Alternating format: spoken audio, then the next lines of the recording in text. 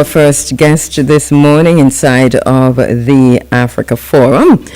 Very happy to welcome my brother, who I've been in conversation with time and time again over the many years, but he's never been a guest on the program, and it is totally a shame, but a first time for everything. So we welcome Yannick Pessoa, our brother.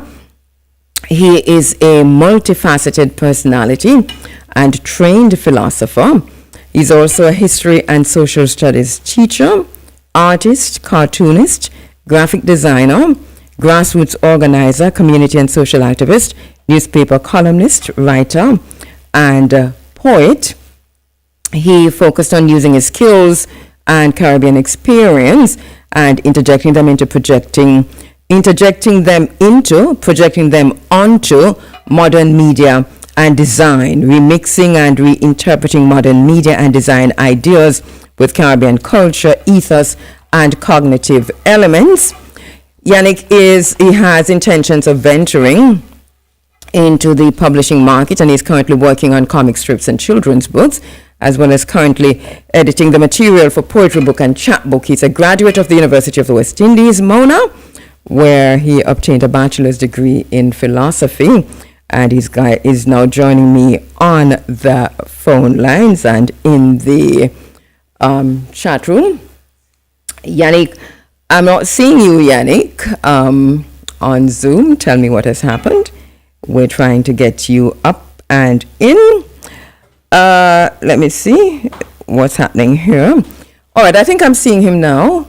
All right, so, hey, Yannick, a little bit... Okay, you're looking as if you're coming from the third or the seventh galaxy. So welcome from the parallel universe. That has to do with your backdrop, by the way. How are you doing, my brother? I'm good. I'm all right, thanks. All right, I'm so happy to welcome you in the space, because you've been a supporter of the program, African-centered as always, and from time to time we've had conversation, but I'm very happy that for the first time you've made it to the space. And Yannick, you have written, and you're a prolific writer. Part of your activism is to write letters to the major newspapers. And you have been doing that. I have read, I think, more than one of your letters in this space that you have written, I think, to the Gleaner and also to the Observer. You have, in recent times, written to is it the Mirror in Montego Bay? Oh, yeah, man. I write columns for the Western Mirror. The Western Mirror. On Friday, yeah. Right. And in your column, in the Western Mirror, a few days ago, you asked, are we Fairweather friends? Rastafari and Jamaica's debt to Cuba. I like the way you started it, because you started where a lot of us in Jamaica can start in terms of your dedication. You said, for my grandmother's father who rests in Cuban earth, for my neighbors in Norwood who saw again, for Mortimer Plano, born across the water, who taught us to see ourselves. A lot of people are talking about Jamaica's debt to Cuba, but you have broadened it to Rastafari and Jamaica's debt to Cuba, and you start with Mortimer Plano. Tell us why. I think on quite a lot of levels, Cuba is connected to Jamaica. For me, it's on a personal level. I'm somewhere with my grandmother, father, who died over there.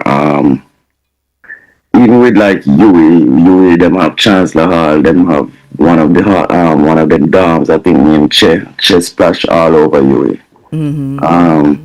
And then in general in Norwood, Cuba, we have Cubans here, Haitians here, and like you interact with them in daily life. And then when you think about how deeply we're connected, I think we have to ask what kind of friends are we to them. And especially for Rastafari, knowing that Mortimer Plano come from Cuba. Just the fact that the name Mortimer with the O and the Plano with the O is a key indicator of the Spanish background we have. Yes. And, immigration and migration is a national, is a global topic right now, and but it's been a thing for us from like even the 1930s, from when we used to like to call ourselves the West Indies, and there was things like Windrush and so. And to me, it kind of came out of that space, out of that timing with when Marcus Garvey them a travel up and down Earth, when Leonard Howell them up and down, moving up and down all over the world. And to me, kind of come out of that timing, leave from Cuba and come to Jamaica, and then not only leave Cuba and come to Jamaica, but he made a massive impact, like mentor Bob Marley, and then he offers books, like his books and literature leave a roadmap for the Rastafari community, and all of that is born out of the Cuban link, and I think we need to remember that. I mean, a lot of people like to be armchair activists, and like when you go out the road and go to work at daytime now, and I mean, most of people minds focused on Iran, and I mean, Cuba 90 miles away, and you know what I mean, I don't think we're doing enough to discuss it, to think about it, and to move beyond just discussion and get into action. How important is it? Two things. One is that it's interesting you mentioned Bob Marley. In your article, you didn't mention Richard, but I'm sure you know Richard Marley was also born in Cuba. Yeah. And that's also, that's also a Rastafari connection right there. But how important for us to be able, as a philosopher, to make that connection between what's happening in Cuba, even while we're bombarded by Iran. This is deliberate. The media not covering Cuba much, not covering Haiti much. That's also deliberate. So if they're telling us to look over here and we're looking over there. But how important is it for us to make that connection, that it is all connected? What's happening in Iran, what's happening in Lebanon, what's happening in Gaza, what's happening in the Strait of Hormuz that everybody's talking about, or the Gates of Tears, the Bab al-Mandeb, is connected right back to what's happening in the Caribbean waters, in Cuba, Haiti, and the wider Caribbean waters. How important is it? It's very important. To me, the U.S. is facing its own economic collapse, and Trump is a response to that. And to me, every race has to do what they have to do to put themselves forward. But to me, the impetus is on us to get our business together and handle our business. And I mean, I think maybe the last 30 years has afforded us to become lulled or comfortable with the kind of politics that America plays. But at the end of the day, it's always the Monroe Doctrine, it's always U.S. business as usual. And I think this is a mission that is beyond the Prime Minister's reach in certain regard, because Jamaica alone, standing alone, talking alone, it can incur his penalties, but I think this is something for the grassroots activists, and I think this is something for like the wider clerical bloc to deal with. And I think we should be looking at those kinds of options. I totally agree with you, my brother, on that. Really, that this is a moment, an inflection point, a moment that has called us and is calling us together for unity. If we miss that, we are missing what the time is saying to us. So I really do agree with you on that. One of the things that you have called for, and you've talked about, and especially as you put the focus on Rastafari in terms of what Rastafari owes to Cuba, you talk about a flotilla, and I want you to talk to us a little bit about that. Is this? I know I've already seen one gone in, and I know I've heard conversations of people saying, "Oh yes, we need to do a flotilla," but there's a whole lot of talk and no action necessarily from the Caribbean. Is this a Rastafari thing, or you think a Rastafari-led option? And is there anything else that you would recommend, since you're calling on Rastafari and pointing them to the fact that, listen, we've got a debt to Cuba? Well, when you put the floated out there, I don't know the exact logistics of how this would operate, but I think we need to begin to have the discussions about these logistics. I mean, I don't know what it's like for the average Jamaican in every community or whatever, but like in Montego Bay, and say we have to interface with Cubans every day, Haitians every day, just the same. And like I said, I know that the logistics can be done, it can be worked out. It's 90 miles, we can do the radio communicate, we can do what needs to be done. And I mean, where there's a way, there's a way. Like I mean, when it might not be okay to say, but like I mean, when people are running from US law, they escape on the US law, then find a way to Cuba, then do everything through Cuba. Whether they want to escape, U.S. Marshals or whatever. Yeah. So, I mean, when they have the will, then find them ways to Cuba, we send things to Cuba, then get things in Cuba. So, I mean, if there's a will, we can find a way. We can talk to Cubans on the ground here, we can set up some kind of dialogue and get the mission going.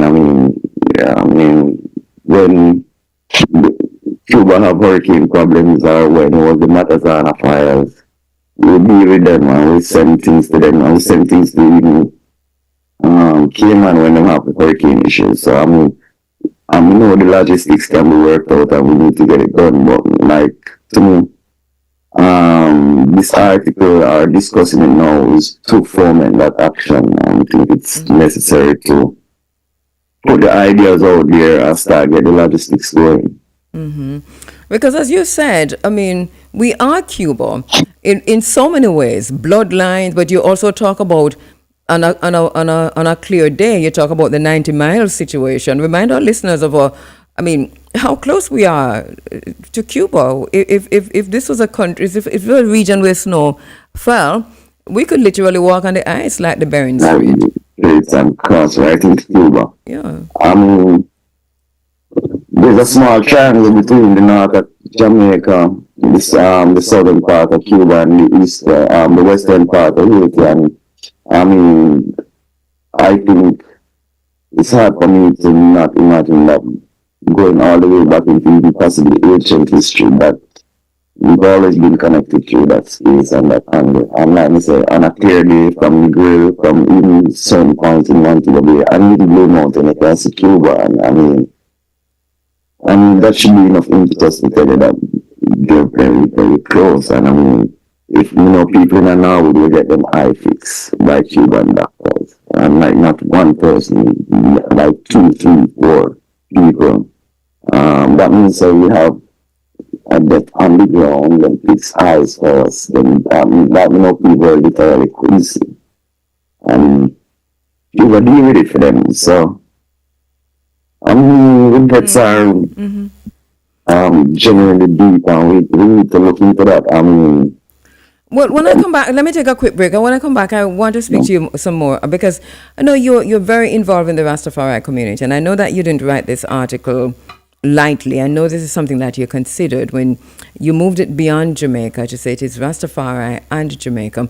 Rastafari has led so much in the past, in terms of its resistance and in terms of its response to enslavement and oppression. The only indigenous group or movement, if you will, in this part of the world that has come, that is a response to oppression and slavery, regardless of what we hear about indigeneity or about indigenous groups.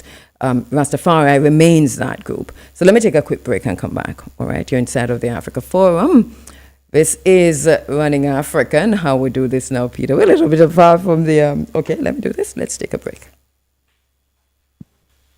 Critical illness has many faces. 1 in 4 people will be affected. Protect what matters with Sagicor Life Critical Illness Insurance. The time by Sagicor Life is... 16 now after 7 o'clock. Every day, Rosie has a glass of fruit drink with breakfast. an energy drink on the way to work, a flavored water with lunch, and 2 glasses of soda with dinner, which adds up to more than 50 teaspoons of sugar a day. And all that extra sugar could bring on obesity. Are we drinking ourselves sick? 71% of Jamaicans support a tax on sugary drinks. Help tackle obesity and protect our children's future. A message from the Heart Foundation of Jamaica. See you at Ultra Rios Kite Festival on Good Friday, April 3rd with special guest performances from TikTok Boss, Able Boss, Kaka High Flames, DJ Kemar, and much more. See you there! For super fast internet, grab a Starlink today. Available at all Android Market locations, Harbor Street, Montego Bay, Beckford Plaza, Savannah Lamar, and inside Mega Mart Kingston. Visit or call us at 876-630-3532. Android Market, where innovation comes from all directions. Close your eyes, feel the energy, the crowd, the moment before the goal. This is more than watching football. This is living it. Welcome to the game with Scotiabank and Visa. Use your Scotiabank Visa credit card for a chance to win a trip to the FIFA World Cup 2026. Thanks to Visa. Learn more at jm.scotiabank.com. Visa, worldwide partner of the FIFA World Cup 26. Promotion ends March 31, 2026. Conditions apply. Approved under Section 58.3 of the Betting, Gaming and Lotteries Act. Visit jm.scotiabank.com for full terms and conditions. Need information on everyday financial matters? Then check out the Financial Corner. This and every Monday at 6 p.m. during live at 5:45. We give relatable financial information, the latest financial news, as well as financial tips. Brought to you by Massive Auto Parts and Car Sales, Pineapple Orchard, Santana. For the best in auto parts and car sales, call Massive. We've got you covered. Real deal windows and doors. Tower Isle St. Mary. For the best deals on windows, doors, shower enclosures, and glass railings, call 876-285-8064 or 876-867-9349. Falmouth Chicken. Looking for scrumptious food? Falmouth Chicken is simply the best in Western Jamaica. Vibes, treats, and wow. That's Financial Corner. This and every Monday at 6 p.m. on the nation's #1 Irie FM. When I go to Catch Fiesta, I'm going on all the rides. Kite Fiesta and go shot, fly a kite, all advice. Kite Fiesta, Easter Monday, Jackson Sports Complex Fun Day. Kite Fiesta, the ultimate kite festival. Live performance by Asian, Dancing Rebel, Bushwhacker, and more. Big theme park, over 30 rides. First 50 kids get a free kite. Admission 2,500 pre-sold, 3,000 at the gate, or online at currenttix.com. Sponsored by Irie FM, iGas Factory, Dolphin Cove, Jimmy Jamba Restaurant, Total 2, Hapa Law Enforcement. Kids on the 12 free. April the 4th, Team Unstoppable presents the birthday celebration for Charlie Black with a live performance by Dexter Dabbs and Charlie Black, Gemilani, Javinci, Chrissy Lee, and Advance. Admission 3,000 pre-sold, 5,000 at the gate. We're partying at the Unstoppable Lounge, Kerry Park Main Road, Trelawney. Juggling by Charger Sound, DJ Sus and Semi, Dexter Pepper, and Echo One Sound System. We have cabanas for sale. Saturday, April the 4th, it's a birthday celebration for Charlie Black. Charlie!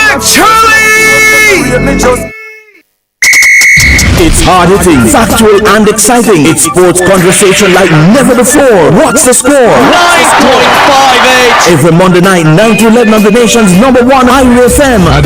Join us for riveting, unbiased, and open sports discussions. Get your views in. Let's quickly take a call. Caller, good evening. Welcome. Hear other point of view. What's the score? We have the stakeholders, the affected, the sidelined, the expert. Everyone is a part of this 2-hour sports talk. Clayton going well. Personal best 10.76 for Tina Clayton. What's the score? Monday nights, 9 to 11 p.m. We have your front seat reserved.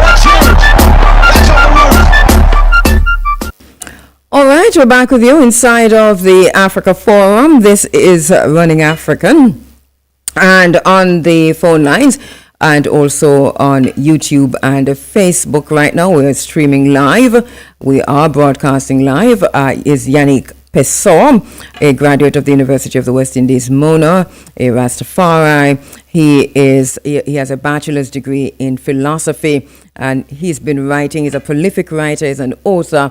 He's been writing in his column in the Mirror out of Montego Bay, asking if we are Fairweather friends and calling us to order Rastafari and Jamaica's debt to Cuba.